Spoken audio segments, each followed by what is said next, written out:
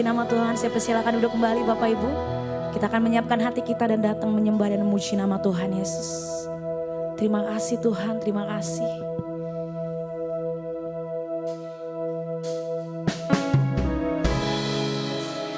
Kami datang dengan hati kami siap untuk menyembah nama Engkau. Kami datang dengan hati kami memuji, mengangkat suara kami meninggikan Engkau Tuhan. Terima kasih Bapa, terima kasih Yesus.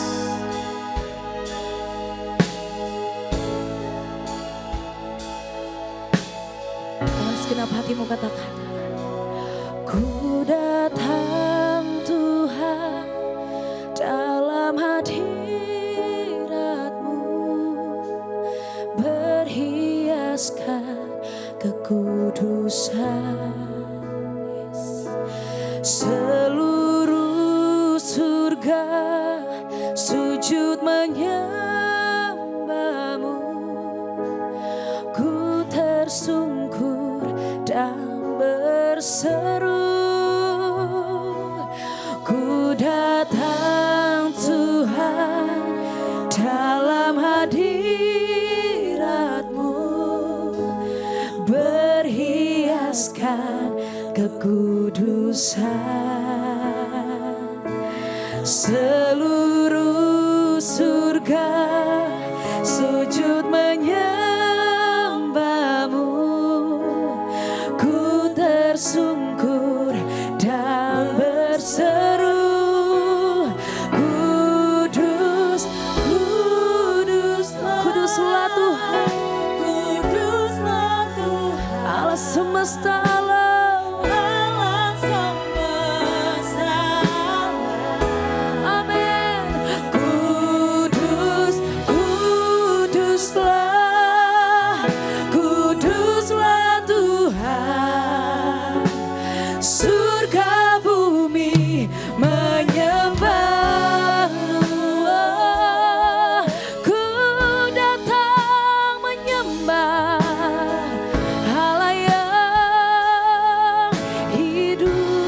Segenap hatimu katakan, ku datang Tuhan dalam hadirat-Mu, berhiaskan kekudusan. Seluruh surga, seluruh surga sujud menyembah-Mu, ku tersungkur dan berseru, kudus, kuduslah, kuduslah Tuhan, kuduslah Tuhan, yes Tuhan, Allah semesta, kuduslah, kudus, kuduslah, kuduslah Tuhan, surga, surga bumi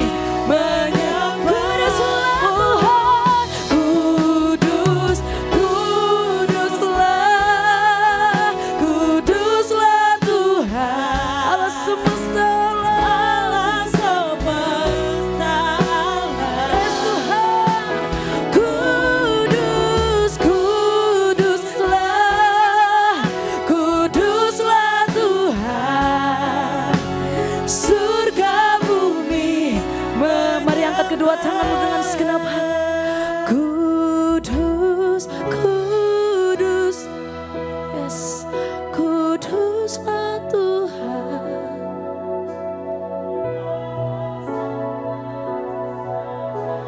Kuduslah, kudus, yes Tuhan. Surga bumi menyembah, surga bumi menyembah, surga bumi menyembah, surga bumi, surga bumi menyembah-Mu. Mari sembah, mari puji Dia, mari angkat tanganmu.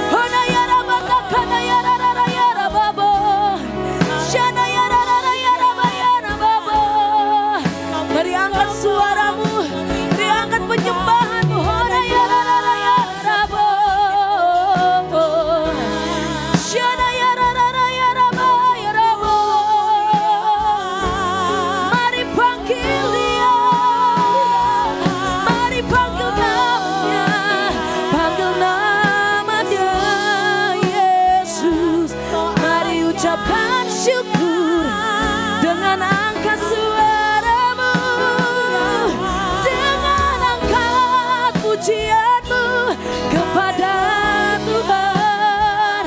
Mari sama-sama kita bangkit berdiri di hadapan Tuhan. Mari angkat tanganmu.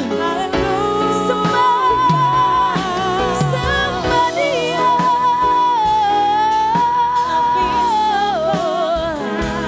Ini kami Tuhan, ini kami.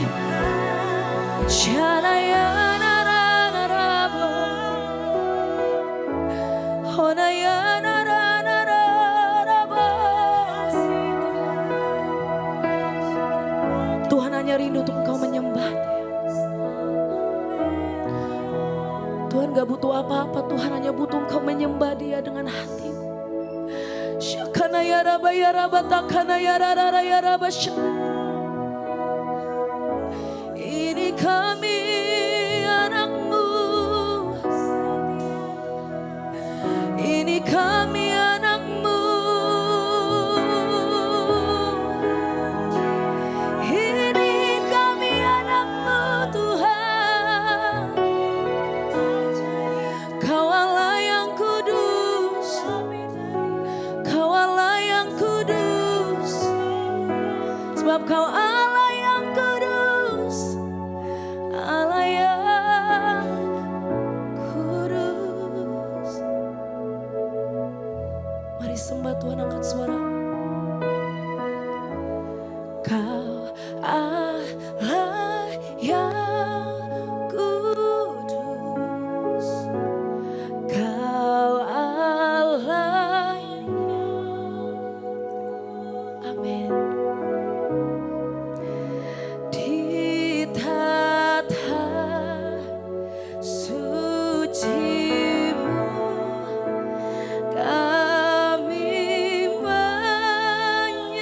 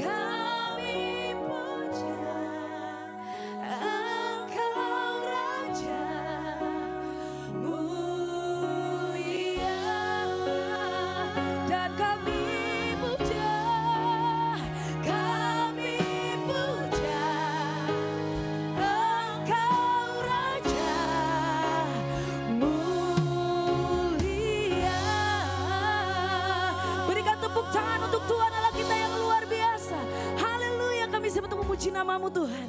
Dan kami bisa untuk bersorak meninggikan namamu lebih dan lebih lagi Yesus. Mari Bapak Ibu yang siap dan percaya, bersama-sama kita katakan amin. Boleh kita berikan tepuk tangan untuk Tuhan Allah kita sekali lagi, haleluya. Boleh sapa kanan kirimu, depan belakang katakan, kamu harus penuh dengan sukacita pada hari ini. Haleluya. Kita mau bersukacita dengan angkat suaramu, dengan angkat pujianmu, come on.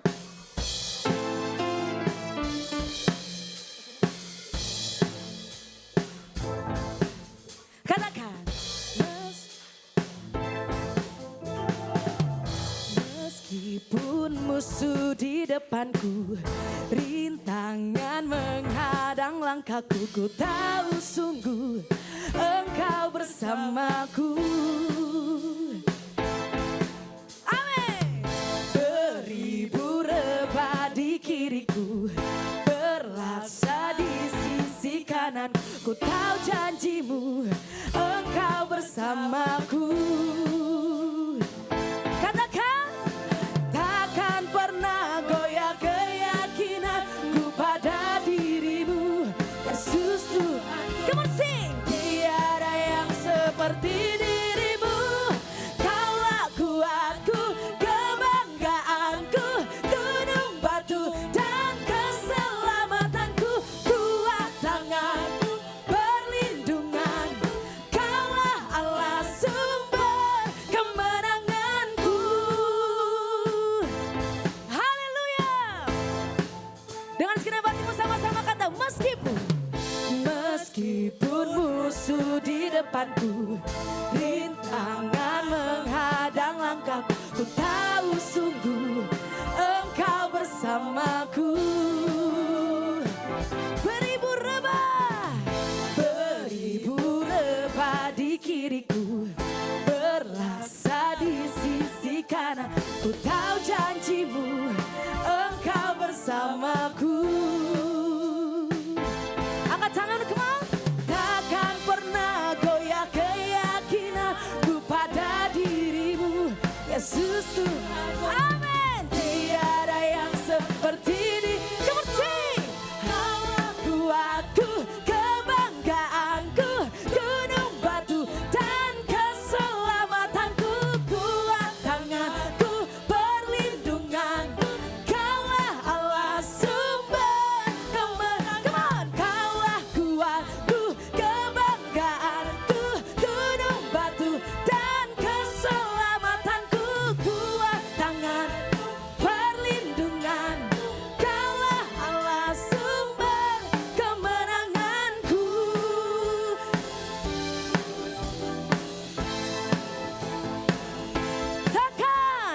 Takkan pernah goyah keyakinanku pada dirimu, Yesus Tuhanku. Tiada yang Allahku dahsyat, Allahku dahsyat berkuasa, seluruh bumi sujud menyembah, tinggikan namamu. Allahku dahsyat berkuasa, seluruh bumi sujud menyembah, tinggikan namamu. Say, Allahku dahsyat berkuasa, seluruh bumi sujud menyembah, tinggikan namamu. Amin. Allahku dahsyat berkuasa, seluruh bumi menyembah, tinggikan namamu. Allahku dahsyat, Dia berkuasa. Allahku dahsyat, seluruh bumi sujud menyembah. Allahku dahsyat, Dia berkuasa. Allahku, sekali lagi, come on, come on. Allahku dahsyat, Dia berkuasa. Allahku dahsyat, seluruh bumi sujud menyembah. Allahku dahsyat, Dia berkuasa. Allahku dahsyat, seluruh bumi. Katakan, Allahku dahsyat. Sama tepuk tangan di atas kepala. Amin. Tinggikan. Allahku dahsyat berkuasa. Sekali lagi jemaat, come on. Allah. Yes. Tinggikan namamu. Amin. Menyembah, tinggikan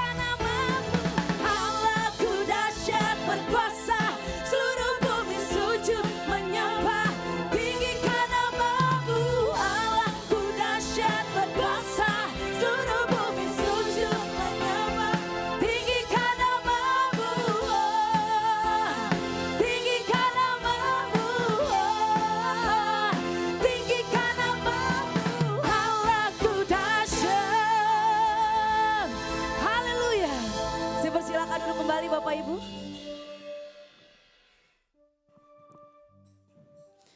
Percaya Tuhan hadir bersama-sama dengan kita, amin. Kita akan menyiapkan hati kita untuk mendengarkan kebenaran firman Tuhan. Terima kasih Tuhan, terima kasih Yesus.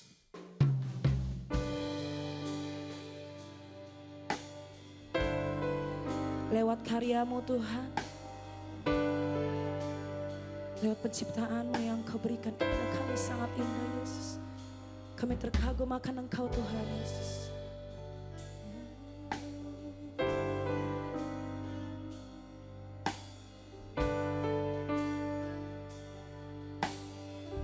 Mari dengan segenap hatimu kita katakan. Bila ku buka mataku dan lihat wajahmu, ku terkagum. Bila ku lihat hidupku dan karya tanganmu, ku tersanjung karena semua yang baik dalam hidupku itulah karyamu. Kau beri kesempatan yang baru dan ku ingin mengenalmu Tuhan lebih dalam dari sayangku. Tiada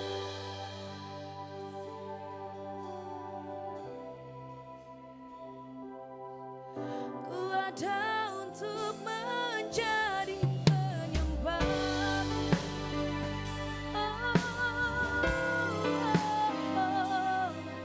Terima kasih Tuhan. Segenap hatimu sama-sama kita katakan. Bila ku buka mataku dan lihat wajahmu, kami terkagum Tuhan. Ku terkagum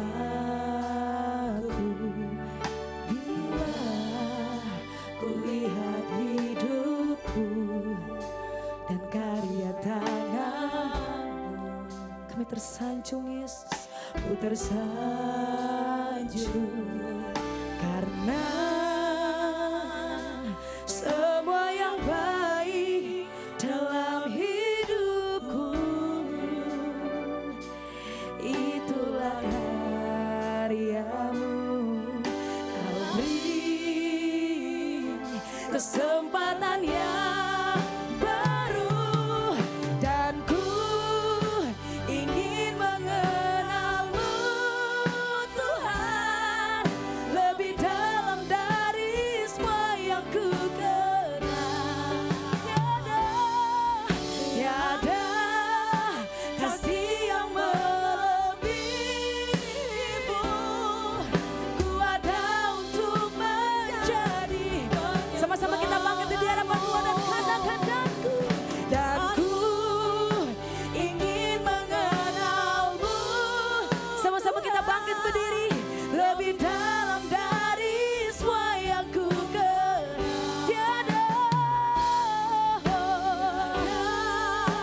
kasih yang melebihimu. Ku ada untuk menjadi penyembahmu dan ku saya serahkan kepada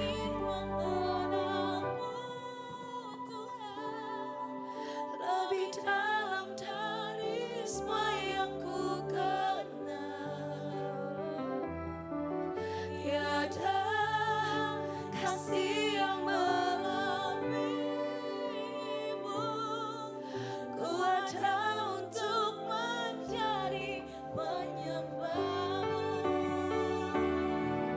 Ku ada untuk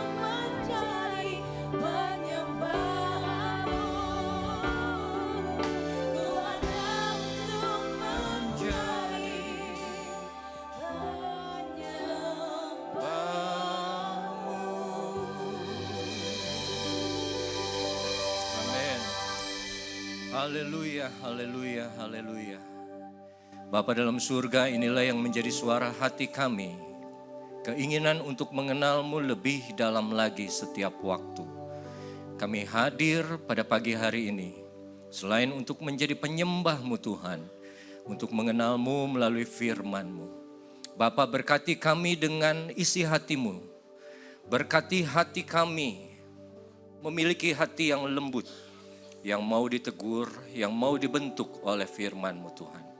Biarlah hanya kuasa-Mu Roh Kudus yang bekerja di tengah, di antara kami dan di dalam hati kami Tuhan. Terima kasih Bapa, kami siap mendengar firman-Mu di dalam nama Tuhan Yesus Kristus. Haleluya, amin. Silakan duduk Bapak Ibu Saudara. Shalom, haleluya, puji Tuhan. Saya bersyukur kepada Tuhan masih diberikan kesempatan melayani beliau yang di atas sana. Dan juga berterima kasih kepada Bapak Gembala Pendeta Paulus Supit untuk kesempatannya yang kedua kali. Baik Bapak Ibu, langsung beda suaranya. Mari kita buka. Nama saya sudah tahu ya semuanya? Belum? Ya, nama saya Revi Awandatu. Saya dari Cianjur, Saudara. Nanti dari sini saya langsung juga ke Cianjur karena ada ibadah lagi jam 4 sore. Jadi saya mohon izin ya Bapak Gembala, langsung nanti. Puji Tuhan, mari kita buka satu nats di dalam Perjanjian Baru yang terdapat di surat Yakobus ayat yang pertama. Yakobus pasal yang pertama, ayat yang ke-22.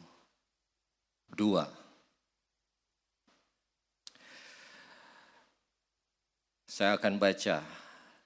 Demikian firman Tuhan, tetapi hendaklah kamu menjadi pelaku firman dan bukan hanya pendengar saja. Sebab jika tidak demikian, ya, kalau kamu hanya dengar, tidak melakukan, kamu menipu diri sendiri. Ayat 23, sebab jika seorang hanya mendengar firman saja dan tidak melakukannya, ia adalah seumpama seorang yang sedang mengamat-amati mukanya yang sebenarnya di depan cermin.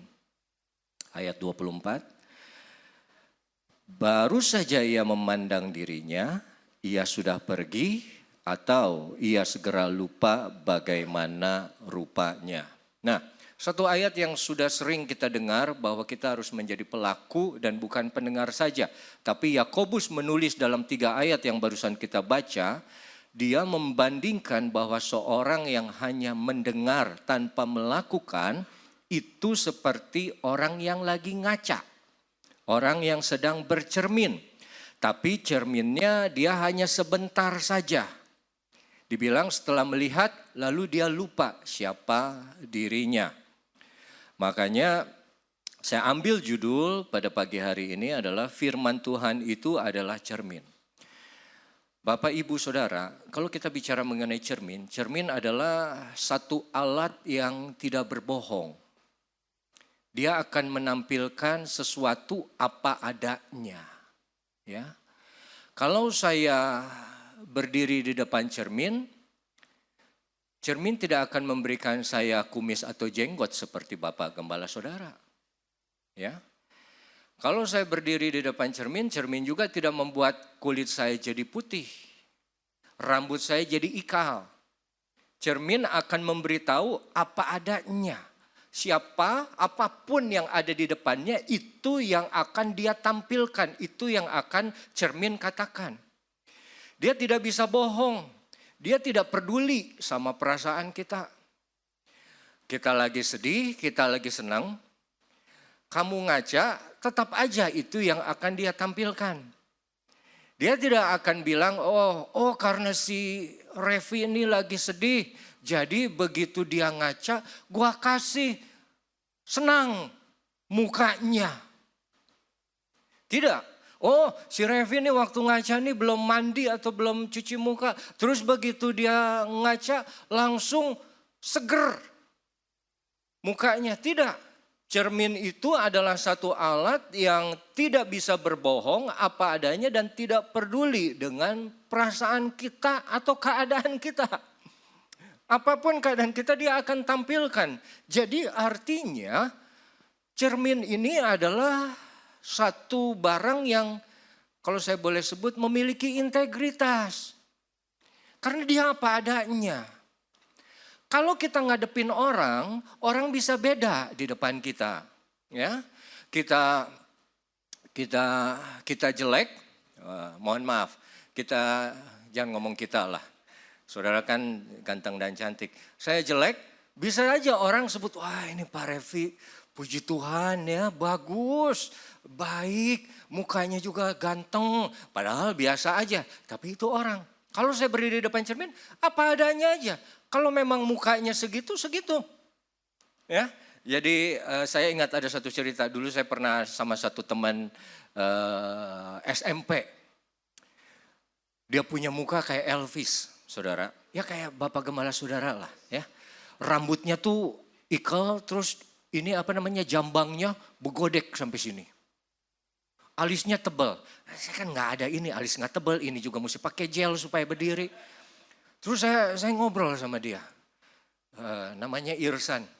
San, coba lu nilai gua berapa, gua nilai lu berapa. Kita tulis di kertas nilainya, ya lucu-lucuan lah ya waktu SMP. Terus kita tulis skornya. Saya tulis, dia tulis. Kasih, dibuka. Saya skor dia 80. Ya, karena ganteng. Tahu nggak dia skor saya berapa saudara? 79. Satu aja gitu. Tapi itu manusia, manusia ini sulit untuk diandalkan. Beda dengan cermin, dia akan apa adanya. Manusia kamu baikin, kamu perlakukan baik, kamu berkati, dia bisa baik sama kamu. Artinya apa? Manusia bisa disuap, cermin tidak bisa disuap. Cermin mau kamu lap bersih, mau kamu tidak lap, dia akan begitu aja. Ya, oh kita lap supaya apa? Supaya dia tampilkan kita lebih bagus lagi. Kita pakai Kleenex, kita pakai parfum. Supaya apa parfum? Oh supaya wangi, supaya dia senang. Enggak ngaruh. Nah itulah firman Tuhan yang disebutkan di dalam Yakobus bahwa firman Tuhan itu digambarkan seperti cermin yang adalah kebenaran. Dia akan memberitahu kepada saudara dan saya siapa dan apa kita yang sesungguhnya.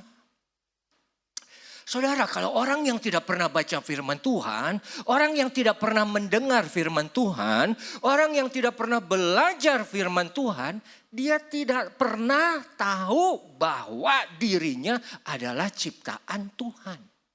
Banyak orang di luar sana yang percaya bahwa mereka keturunan kera. Betul? Iya. Teori Darwin, walaupun itu teori masih tidak bisa dibuktikan, masih ada rantai yang hilang. Tapi mereka percaya bahwa manusia ini evolusi, manusia ini dari kera, manusia ini dari sel tunggal. Bukan apa? Bukan dari ciptaan Tuhan. Karena apa? Mereka tidak membaca, mereka tidak belajar, jadi mereka tidak mengenal siapa diri mereka sesungguhnya.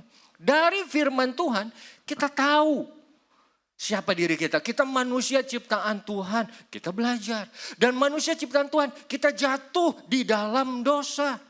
Karena dosa Adam. Dan setelah itu dosa, masuklah maut bersama dengan dosa menyebar ke seluruh umat manusia. Dan kita, melalui firman Tuhan juga kita tahu bahwa di zaman Nabi Nuh katanya, keinginan hati manusia semata-mata mendatangkan kejahatan. Dan Yesus bilang akhir zaman akan seperti zaman Nabi Nuh. Orang kawin mengawinkan, orang makan segala macam. Tapi zaman Nabi Nuh adalah apa? Apa yang ada di dalam hati manusia semuanya hanya mendatangkan kejahatan. Saudara, kita belajar firman Tuhan, kita tahu ini menjadi cermin. Cermin apa yang memberitahu siapa kita sesungguhnya. Saudara, mengenal orang lain itu cenderung lebih mudah. Karena kita bisa bertanya dan kita bisa dengar. Ada beberapa orang yang kehidupannya dibukukan lewat biografi. Tapi mengenal diri sendiri itu lebih sulit. Makanya kita perlu firman Tuhan karena Dia yang akan memberitahu kita ini siapa. Apa yang kita perlukan. Tanpa cermin yaitu firman Tuhan, kita tidak tahu bahwa kita ini butuh keselamatan. Butuh juru selamat. Butuh Yesus Kristus.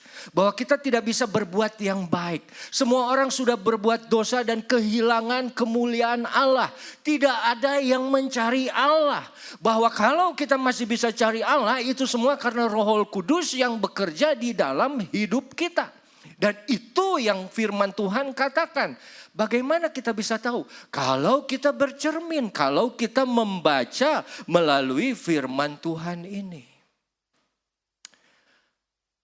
Banyak orang sekarang, bukan sekarang sih sebetulnya dari tahun 80-an itu sudah ada New Age, zaman baru yang bilang bahwa kamu ini baik. Kamu harus percaya diri. Bukan percaya Tuhan, percaya diri. Kadang-kadang kebablasan. Percaya diri melebihi kita percaya kepada Tuhan. Mulutmu berkuasa, betul. Tapi bukan berarti mulut kita seperti mulut Tuhan. Apa yang kita katakan akan kejadian. Dalam nama Tuhan, Bandung akan jadi ibu kota Indonesia. Enggak akan. Dalam nama Tuhan, gereja yang besar itu di Kemayoran akan menjadi milik kita. Enggak akan. Jadi apa artinya? Banyak pengajaran yang sekarang membawa kita kepada pemahaman bahwa kita ini baik-baik saja tanpa Tuhan. Bersama Tuhan kita lebih baik. Kita tidak suka baca firman Tuhan. Orang tidak suka dengar firman Tuhan yang keras. Orang benci firman Tuhan yang menegur. Orang jauhi pembicara-pembicara atau firman-firman yang bicara mengenai dosa mereka. Aku tidak suka di situ. Kenapa? Apaan itu? Kok pendeta nuduh-nuduh? Kok pendeta menghakimi? Di Alkitab saja bilang jangan menghakimi. Maka kamu akan, loh saudara. Sedangkan Yesus pun nanti akan datang kembali yang kedua menjadi hakim. Kalau kamu tidak mau dihakimi, jangan jadi orang Kristen. Tapi itu orang tidak suka dikasih tahu kalau bahwa dirinya tuh banyak kekurangan. Makanya ada pepatah kan, buruk muka cermin dibelah. Ngaca jelek, yang disalahin apa? Cerminnya. Bukan dirinya. Itu adalah ciri-ciri orang yang selalu menyalahkan keadaan. Tidak mengakui kesalahan atau kelemahan di dalam dirinya sendiri. Begitu baca firman Tuhan tegas, keras. Dan dibilang firman Tuhan seperti pedang yang tajam. Dia bisa memisahkan roh dan jiwa, sendi dan tulang dan sumsum. Tapi begitu kita dengar firman Tuhan yang benar, kita tidak suka. Dianya aja gak suka sama gua, jadi nyindir-nyindir gua. Begitu ada kesalahan di dalam diri, ada kelemahan, dia tidak melihat itu akibat dirinya sendiri. Dia salahin orang lain. Makanya ada satu pelatih klub di Amerika, Miami Dolphins ya, nama klub olahraganya Miami Dolphins. Saya lupa itu Miami Dolphins itu baseball atau football, American football ya. Dia bilang satu pelatihnya Donald Francis Sula, the superior man blames himself, the inferior man blames others. jadi pelatih yang baik saat dia mengalami kekalahan dengan timnya, yang dia lihat pertama sebagai sumber kekalahan adalah dirinya sendiri. Dia tidak salahkan, oh itu misalnya kipernya, oh dia itu backnya, oh itu dia strikernya. Dia melihat dirinya sendiri dulu, baru kepada orang lain. Dan dia bilang orang yang superior, orang yang hebat, itu bisa begitu. Bukan salahkan orang lain, tapi lihat dulu ke dalam dirinya, mungkin diri kamu yang salah. Ada satu orang waktu dia, komsel. Ini bukan pendeta, dia lagi sharing. Terus dia bilang satu kalimat yang saya dengar terus jadi terkenang di dalam pikiran saya selanjutnya. Bahwa dia bilang, orang yang selalu menyalahkan orang lain tidak pernah akan bisa berubah atau sadar. Wah, amin. Saya amini itu karena saya alami juga. Ada orang yang selalu mengalami hal yang tidak baik. Tapi begitu dia alami itu, dia salahkan teman-temannya. Ini karena bosnya sih begini. Ini karena teman kerja gua sih begini. Ini karena customernya sih begitu. Ini karena peraturan pemerintah sih begitu. Ini karena pasanganku sih begitu. Ini karena orang tuaku sih begitu. Semua yang salah sekitarnya. Dianya tidak pernah sadar bahwa sebetulnya dirinya yang salah.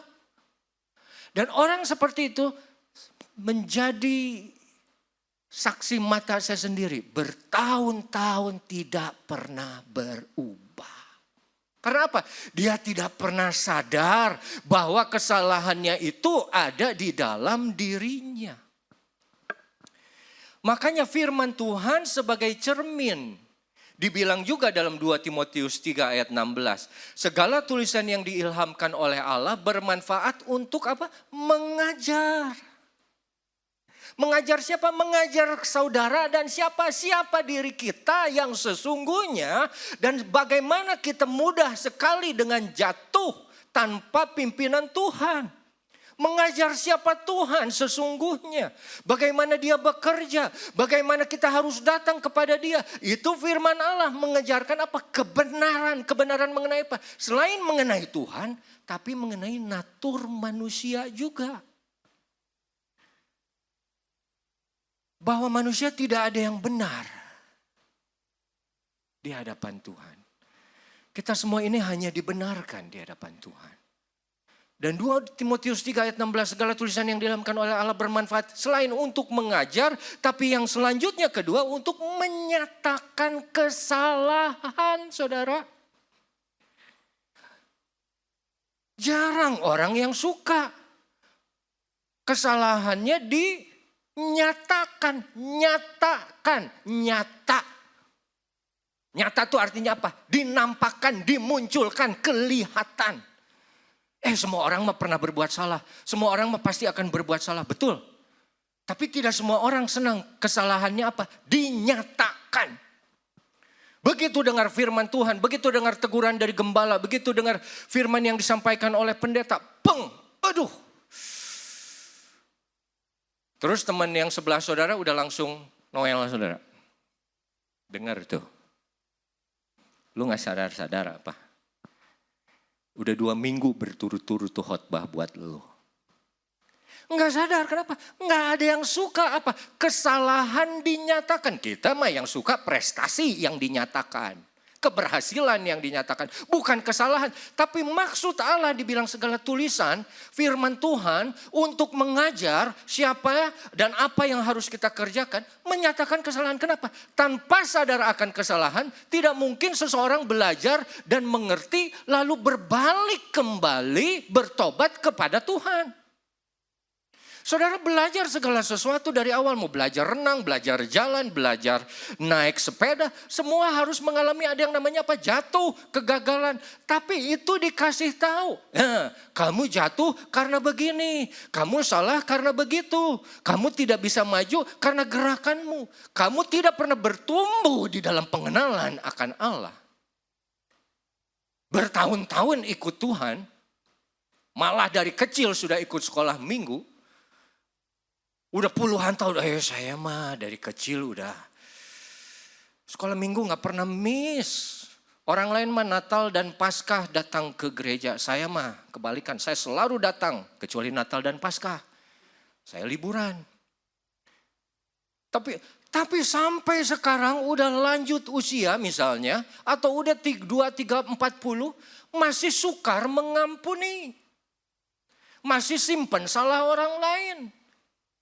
Di mana itu firman Tuhan yang Yakobus bilang ini menjadi cermin kepada kita. Setelah dibilang di 2 Timotius 3 ayat 16, lihat ya. Bermanfaat untuk mengajar, menyatakan kesalahan dan memperbaiki kelakuan. Itu fungsi dari cermin, yaitu firman Tuhan. Artinya apa? Setelah sadar salahnya apa, langsung diperbaiki apa yang perlu diperbaiki. Dan itu sumbernya dari mana? Tidak bisa dari manusia.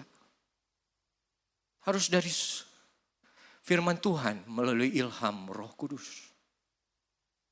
Dan kalau kamu punya hati cukup lembut, cukup rendah, datang kepada Dia dengan hati yang hancur, yang siap untuk berubah, ditegur, dibentuk. Ya Tuhan, aku salah. Perbaiki aku. Aku ingin hidup benar di hadapan-Mu. Makanya setelah memperbaiki kelakuan itu apa? Sesuatu yang muncul, sesuatu yang kita perlihatkan. Cara kamu berjalan, cara kamu menyapa, cara kamu bicara, cara kamu berpikir. Barulah untuk mendidik orang dalam kebenaran. Kebenaran itu firman Tuhan. Dan mendidik itu satu proses yang tidak pernah berhenti. Apalagi kalau kita belajar dari firman Tuhan, saudara. Jadi Rasul Yakobus dia bilang, kalau kamu hanya mendengar, kita mesti diakui. Kita senang dengar firman Tuhan, karena apa? Kita duduk. Nggak tepok tangan, mulut nggak cuap-cuap, terus bisa tidur nggak ketahuan, tapi di sini sih nggak akan bisa tidur ya, karena tidak ada AC. Kalau ada AC pasti adem, enak tuh bisa ketiduran. Tapi sekarang pasti susah tidur. Tapi maksudnya apa? Hanya pendengar bukan pelaku dibilang di dalam ayat yang ke-24. Ya. Baru saja ia memandang dirinya, ia sudah pergi. Atau ia segera lupa bagaimana rupanya. Jadi dia bandingkan dengan itu. Pendengar tidak melakukan seperti orang yang baru ngaca. Nah, maksud dari ayat yang ke-24 adalah, saudara kalau pernah lihat nggak kalau kita jalan di mall, ada beberapa bagian dinding itu dari cermin kan, ya. Nah kalau bagian dinding dari cermin, saudara kadang kita sadar nggak sadar begitu lewat kita suka ngaca sedikit, betul nggak? Ya. Ada yang beberapa orang nekat dia berdiri di depannya ya, terus dia perbaiki nih semua apa segala macam gitu. Tapi kebanyakan kita gini perbaiki apa gitu. Selewat aja. Atau lagi parkir, kita mobil di parkiran. Ada orang kan suka kan. Saya di Cianjur pernah lagi parkir depan gereja. Terus saya tunggu di mobil karena saya mau jemput. Ada orang berhenti di depan pintu jendela mobil saya. Terus dia ngaca. Terus saya buka kacanya. Haleluya saya bilang. Jadi seperti itu apa? Ngacanya hanya sebentar, ngacanya hanya selewat. Begitu kita ngaca yang di jalan di mall itu cermin jauh ya, bukan dekat ya. Tapi kita cuma sebentar, kita cuma selewat aja. Oke ini kelihatan nih, cakep nih oke. Nggak ada yang aneh-aneh gitu. Padahal begitu dideketin itu muka, nggak kelihatan bahwa apa? Ini pensil alis gede sebelah. Yang kanan lebih tebal, yang kiri kurang. Eyeliner beda warna. Yang satu hitam, yang satu abu-abu. Eyeshadow ini shadownya kurang rata juga. Blush on kelupaan ada satu. Kita nggak tahu kenapa, karena kita selewat. Dari jauh aja. Kita tidak mendekat kepada kaca tersebut atau cermin tersebut. Begitu kita mendekat, kita baru lihat, oh ternyata ya. Ini udah banyak uban. Ini perlu dicat. Oh ternyata dari jauh oke rambut saya. Tapi begitu dekat kaca. Oh ini udah nggak rapih nih, di atas kuping masih sudah perlu dirapihkan lagi. Jadi nggak sadar bahwa kita masih perlu cuci muka, masih perlu cukur rambut, masih perlu sisir rambut. Itu kenapa? Karena kita hanya melakukannya sekejap. Nah itu, mendengar firman saja tanpa melakukannya begitu. Artinya apa? Cuman wah enak, firman Tuhannya enak, keren. Tapi tidak sungguh-sungguh, tidak lebih dekat lagi, tidak mengenal lagi, tidak belajar lebih dalam lagi. Yang sebetulnya akan menampilkan lebih banyak lagi mengenai siapa kita sesungguhnya.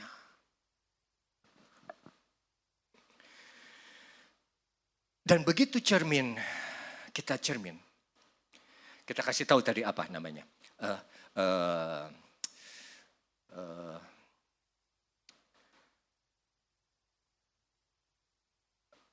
Pensil alis lupa ya. Turun pergi keluar rumah, lupa pakai pensil alis. Sadarnya di mobil atau di lift. Begitu lihat kaca spion dia kaget. Lihat mukanya sini, pensil alis lupa. Nah maksudnya apa? Cermin berfungsi untuk menunjukkan kekurangan kita dan memberikan kita kesempatan untuk apa? Memperbaikinya. Jadi kamu sudah dikasih tahu kekurangan kamu, kelemahan kamu, apa yang kamu perlu tambah, itulah yang kamu perlu lakukan.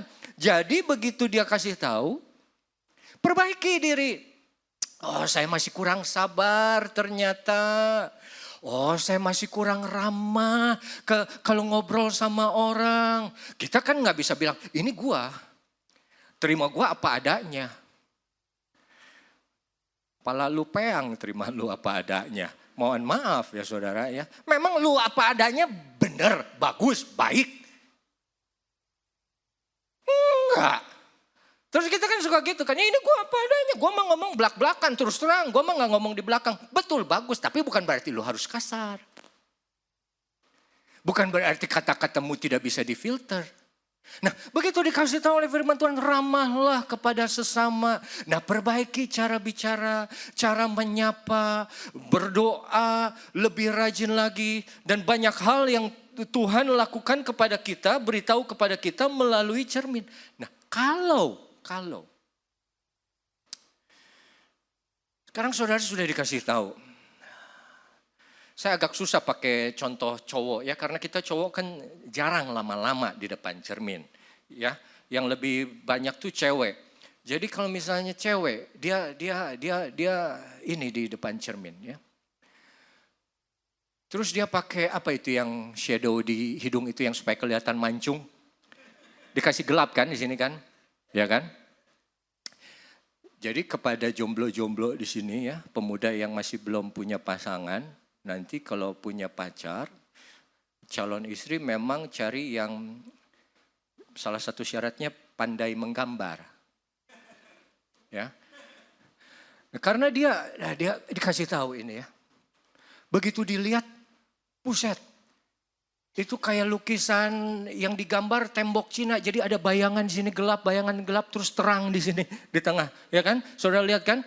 Terus saudara lihat teman saudara juga, sis, nggak ketebelan loh, kok kasar banget kontrasnya, kok nggak halus, coba perbaiki. Terus dia nggak perbaiki dong, suka-suka gue, muka gue demennya begini.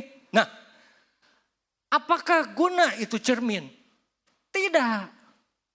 Nah firman Tuhan seperti itu, firman Tuhan sudah berkata apa yang harus kamu perbaiki, terus kamu tidak mau perbaiki, apa guna itu firman Tuhan? Tidak ada.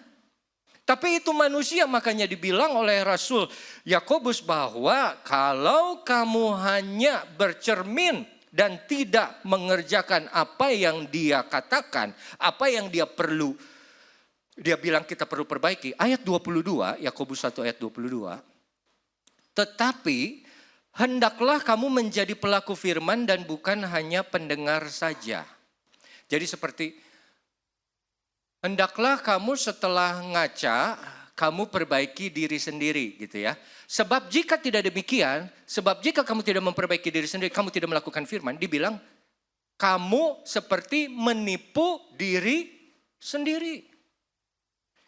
Saudara, kalau soal tipu menipu banyak sekarang yang ditipu. Ya, mulai dari judi online, pinjaman online, judi online sudah diatur seperti apa? Bahwa pertama-tama mereka main, mereka dikasih seperti menang, bukan seperti, mereka dikasih menang dulu 2 atau 3 kali main. Begitu mereka top up baru dikalahkan. Itu menipu. Jadi menipu itu adalah satu proses yang membuat yang ditipu merasa atau berpikir berbeda dengan kenyataan. Dia berpikir menang, tapi yang sebetulnya itu menang yang gua kasih. Bentar lagi lu kalah, bentar lagi lu habis. Dia berpikir bahwa dirinya baik. Karena apa? Ngacanya cuma sebentar. Enggak sungguh-sungguh, enggak betul-betul diperhatikan di depan cermin. Habis itu dia enggak perbaiki apa yang dia perlu perbaiki. Dia menipu dirinya sendiri. Saudara, menipu orang lain saja salah. Apalagi kita menipu diri kita sendiri. Tapi kita suka. Kita senang menipu diri kita sendiri. Karena apa? Kita tahu kita ini punya banyak kekurangan. Makanya kenapa banyak orang suka dengan TikTok. Karena di TikTok ada yang namanya filter. Ya, kerutan jadi hilang. Warna muka yang semu coklat jadi putih. Yang muka pucat bisa ada blush on. Di sini ada merah-merah. Terus kaki yang pendek bisa jadi jenjang kakinya. Tinggi semua. Saya nggak bohong, saya suka lihat TikTok. Jadi kalau pas saya lagi, saya nggak tahu sih swipe atau apalah pokoknya ya. Terus saya lihat, ada cewek-cewek yang kakinya panjang, jenjang. Terus saya lihat, kok itu semua ada 5-6 orang, kok begitu semua, kakinya panjang semua. Itu pasti apa? Karena filter. Kita senang menipu diri sendiri untuk apa? Untuk melupakan kekurangan kita. Kalau kita lupa, siapa kita, kan kita sedih ya. Bahwa kalau kita ini banyak kekurangan. Tapi firman Tuhan yang adalah cermin, dia tidak pernah berbohong. Dia akan tampilkan apa adanya. Makanya saya akan akhiri dengan satu contoh dari perjanjian lama. Saul, ada satu cerita kan. Samuel bilang kepada Saul, nanti kamu setelah menang, naik ke Gilgal, tunggu 7 hari di sana. Aku akan datang, gitu ya. Begitu dia menang, Saul naik ke bukit di Gilgal. Beserta seluruh prajuritnya. Filistin maju, menyerang, mendekat. Dia takut. Saul dengar kata Samuel, dengar firman Tuhan, tunggu 7 hari, aku akan datang. Tapi karena dia takut, pas di hari yang ke-7, dia belum melihat Samuel datang, dia persembahkan korban bakaran dan korban keselamatan. Begitu ditanya, apa yang kamu perbuat? Kamu ini bodoh, kamu ini tidak mau mendengar firman Tuhan. Kamu tidak melakukan firman Tuhan. Langsung. Akhirnya Saul minta maaf. Tapi 2 fatsal kemudian diulang kembali ini oleh Saul. Firman Tuhan bilang, kamu kalau berperang melawan orang Amalek, nanti setelah menang, kamu tumpas habis. Perempuan, laki-laki, tua, muda, anak-anak, lembu, domba, semua tumpas habis. Jangan ada yang kamu ambil satupun. Kenyataannya, rajanya dia ampuni. Anak domba yang bagus dia ambil. Datang lagi Samuel, kenapa kamu tidak dengar-dengaran firman Tuhan? Ya inilah, dia ngomong nih, inilah rakyat. Mereka ingin mengambil sesuatu yang baik untuk dipersembahkan kepada Tuhan. Aku sudah menang, kami sudah menang, tapi aku takut terhadap rakyatku, dia bilang seperti itu. Jadi Raja Agag dia ampuni dan semua kambing domba juga yang bagus dia keep dan untuk dia persembahkan. Makanya ada satu ayat yang terkenal di dalam 1 Samuel 15 itu. Apakah korban bakaran itu lebih baik dari mendengarkan? Apakah lemak korban itu lebih baik dari memperhatikan? Tuhan menghargai kamu taat daripada kamu mempersembahkan korban. Karena apa? Karena itu firman Tuhan. Jadi lihat saudara, ada firman, ada cermin yang datang yang memberitahu kepada Saul, itu yang harus kamu kerjakan. Dia tidak kerjakan, dia salah, begitu ditegur, dia salahkan rakyatnya yang mengikuti dia. Dia salahkan Samuel yang datang terlambat, kamu gak datang sih. Makanya jadinya begini. Rakyatku pada ketakutan, rakyatku ingin mempersembahkan. Saul menempatkan perasaannya di atas firman Tuhan. Dia menempatkan ketakutannya di atas firman Tuhan. Makanya sejak saat itu Samuel bilang kepada Saul, asalnya kerajaanmu akan diteguhkan, tapi saat ini Tuhan sudah memilih yang lain yang hatinya berkenan kepada dia. Ada salah, ditegur, suruh perbaiki, dia tidak mau. Tapi Daud lihat, dia berdosa dengan Batsheba. Dia berzina, dia bunuh suaminya, dia rencanakan kejahatan. Sampai Batsheba mengandung dan punya anak. Datanglah Nabi Nathan. Nabi Nathan bilang, Daud. Ini beda kalau ngomong sama Daud ya. Ini ada 2 orang di dalam kerajaanmu. 1 orang miskin, 1 orang kaya. Orang miskin hanya punya 1 anak domba betina yang dia besarkan dari kecil. Dia kasih makan, dia kasih minum susu dari mangkuknya, dia kasih makan dari sendoknya. Tidurnya pun 1 ranjang dengan dia. Sudah seperti jadi anak perempuan. Nah satu saat nih orang kaya dia mau mengadakan pesta karena ada tamu yang dia undang. Dia tidak mau mengambil salah satu ternaknya, tapi dia minta ternak anak domba betina dari orang miskin itu. Langsung Daud apa bilang? Salah orang itu, harus dihukum mati. Dan dia harus mengganti 4 kali lipat kepada orang miskin itu apa yang dia sudah ambil. Nathan bilang apa? Itulah kamu orangnya. Kamu sudah Tuhan pimpin, Tuhan sudah angkat. Kamu dari bukan siapa-siapa, dari gembala, dari keluarga kecil. Tuhan sudah angkat engkau jadi biji matanya, jadi raja. Tapi kamu membelakangi Tuhan dengan berzina dengan wanita lain. Apa yang Daud bilang?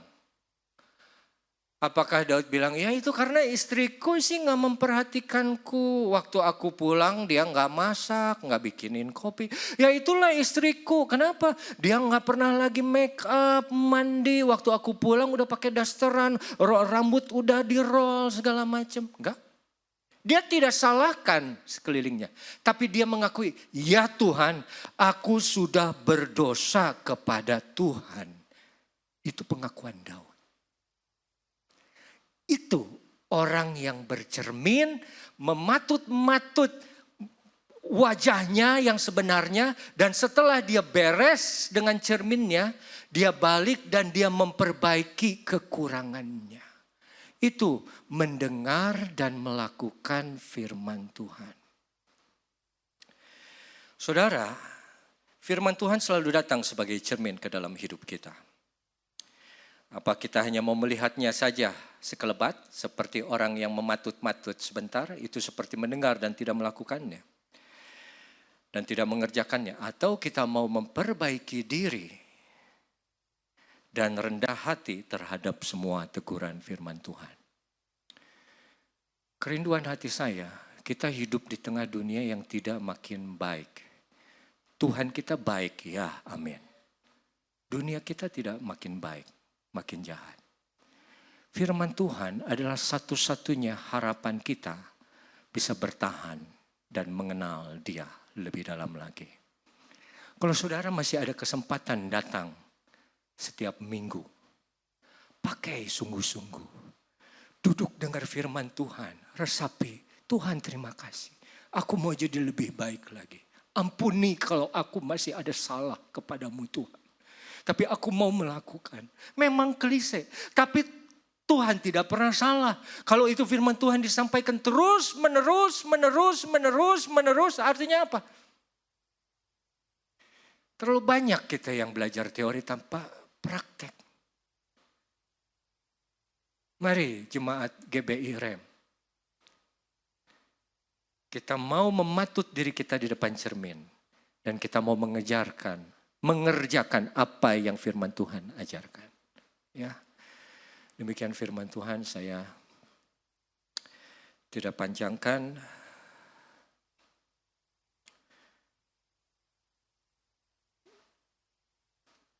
Mari kita berdoa, kita tunduk kepala, kita tutup mata.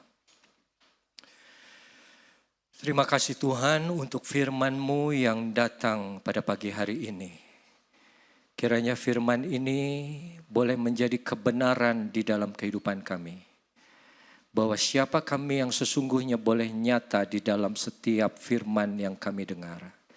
Ajarkan kami untuk mengerjakan sesuai dengan apa yang kami dengar. Kami mau hidup benar di hadapan-Mu Tuhan. Kami mau hidup lebih baik lagi untuk-Mu Tuhan. Kami mau memiliki hidup yang berkenan di hadapan-Mu Tuhan. Biarlah hati kami hati yang lembut, hati yang mau dibentuk, hati yang mau ditegur. Sehingga kami boleh menjadi pelaku-pelaku firman. Terima kasih Bapa, terima kasih Yesus, terima kasih Roh Kudus. Hamba-Mu selesai bicara, tapi kuasa Roh Kudus tidak pernah berhenti sampai selama-lamanya. Dalam nama Tuhan Yesus Kristus kami berdoa. Amin.